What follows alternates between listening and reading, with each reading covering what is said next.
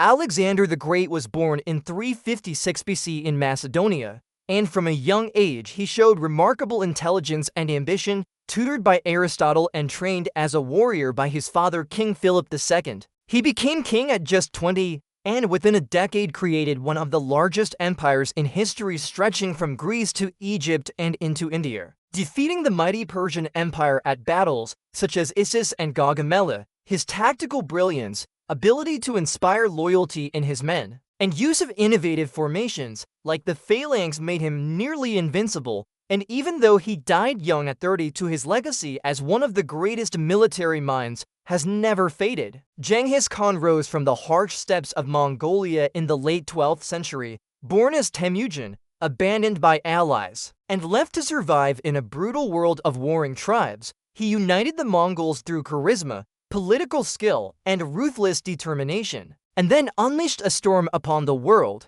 creating the largest land empire in history stretching from China to Europe. His military genius lay in mobility, discipline, and psychological warfare, with horse archers capable of devastating speed, and his trusted general Subutai carried out campaigns across continents. Under Genghis Khan, the Mongols crushed empires like the Khwarezmian, Jin, and defeated armies many times their size, rewriting history forever. Julius Caesar of Rome was not only a brilliant general, but also a master politician. Rising from the turbulent politics of the late Roman Republic, his conquest of Gaul between 58 and 50 BC expanded Roman territory and brought immense wealth. He demonstrated tactical brilliance at battles such as Alesia, where he encircled the Gallic leader Vercingetorix with a double line of fortifications. Defeating a vastly larger force, Caesar's combination of audacity, organization, and personal bravery made him beloved by his troops. His crossing of the Rubicon with the words "the die is cast" marked the beginning of Rome's transformation from republic to empire, and though assassinated in 44 BC, his legacy endured. In the title Caesar itself, Hannibal Barca of Carthage is remembered as one of Rome's most dangerous enemies. Famous for leading an army, including war elephants, across the Alps into Italy during the Second Punic War. At the Battle of Cannae in 16 BC, he orchestrated a masterpiece of military strategy, using a double envelopment maneuver that annihilated a much larger Roman army. Hannibal's genius lay in his ability to outthink opponents, use terrain to his advantage, and maintain cohesion among a diverse army. Though he was eventually forced back to defend Carthage and defeated by Scipio Africanus at Zama, his reputation as one of history's greatest tacticians remains unchallenged. Napoleon Bonaparte emerged from the chaos of the French Revolution to become Emperor of France and one of history's most studied commanders. His campaigns reshaped Europe in the early 19th century.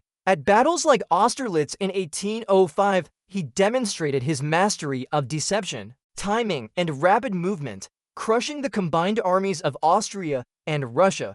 His ability to read the battlefield and adapt quickly earned him victories across Europe. But his ambition led to overreach, with disastrous campaigns in Russia and eventual defeat at Waterloo. Nevertheless, his reforms in warfare, administration, and law left a lasting legacy, and his military genius remains a benchmark for strategists. Khalid ibn al-Walid, known as the Sword of Allah, was an undefeated Arab general during the 7th century. His conversion to Islam and subsequent campaigns expanded the early Islamic Caliphate at astonishing speed. At battles such as Yarmouk in 636 AD, he decisively defeated the Byzantine Empire, and at Walaha, he used brilliant double envelopment tactics reminiscent of Hannibal. Khalid's ability to command lightly armed troops and achieve victory against heavily equipped Byzantine and Sassanid forces earned him legendary status. His leadership, discipline, and innovative tactics cemented him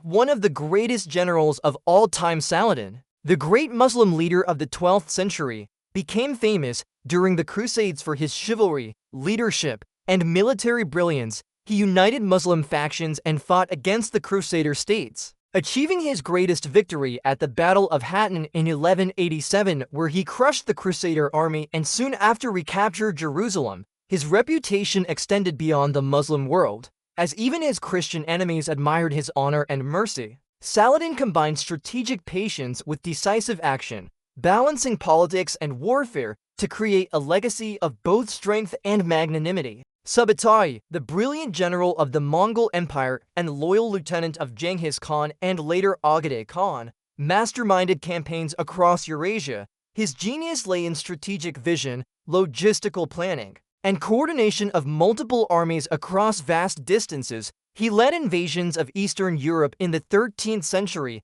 defeating Hungarian and Polish forces at battles like Mohi and Legnica. His use of intelligence, feigned retreats, and lightning mobility stunned his enemies. Subutai fought in over 20 campaigns and won more than 60 battles, making him one of the most successful generals in recorded history, often considered the real architect of Mongol conquests. Erwin Rommel, known as the Desert Fox, was a German field marshal during World War II, respected even by his enemies for his tactical brilliance and chivalry. In the North African campaign, he demonstrated audacity and mastery of mobile warfare, using tanks and fast-moving units to outmaneuver larger Allied forces. At battles such as Gazala, he nearly defeated the British 8th Army, though limited by lack of supplies and ultimately forced to retreat. Rommel's reputation as an honorable soldier who opposed Hitler's successes gave him a unique place in history, and his writings on tactics influenced military thought long after the war. Dwight D. Eisenhower, Supreme Commander of the Allied Expeditionary Force in World War II,